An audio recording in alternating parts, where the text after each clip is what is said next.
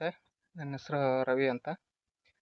Vijayapura district Muddebihal taluk Hulluru ಎಂಬ ಗ್ರಾಮದಾಗ ಏನು ಈ ಕುಸುಂಬಿ ಯೋಜನೆ ಅಡಿ ಒಂದು ಸೋಲಾರ್ ಪಂಪ್ನ ನಾನು ಹಾಕ್ಕೊಂಡಿದ್ದೀನಿ. ನಾನು ಅರ್ಜಿ ಹಾಕಿದ್ದು 2024ರಲ್ಲಿ. ನನಗೆ ಈ GPS ಮಾಡೋದು 2025ರಲ್ಲಿ GPS ಆಯಿತು. ಮತ್ತು 2026 ಲಾಸ್ಟ್ ಒಂದು 15 ದಿನದಿಂದ ಇನ್ಸ್ಟಾಲೇಷನ್ ಮಾಡಿ ಹೋಗಿದ್ದಾರೆ ನಂದು. ಇದು ಬಂದು ರೋಟೋಮ್ಯಾಕ್ ಕಂಪ್ನಿ.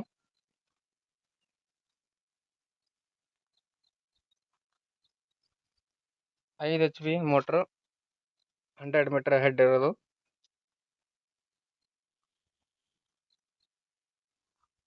ನಮ್ಮ ಬೋರ್ ಬಂದ್ಬಿಟ್ಟು 340 ಅಡಿ ಡೆಪ್ತ್ ಇದೆ. ನಾನು ಮೋಟ್ರ್ ಬಿಟ್ಟಿರೋದು 315 ಅಡಿಗೆ.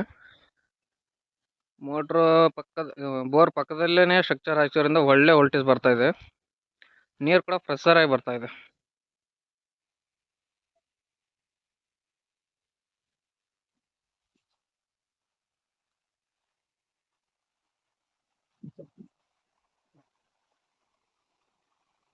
ಇಷ್ಟು ಪ್ರೆಷರ್ ಆಗಿ ನೀರು ಬರ್ತಾ ಇದೆ ಇವಾಗ.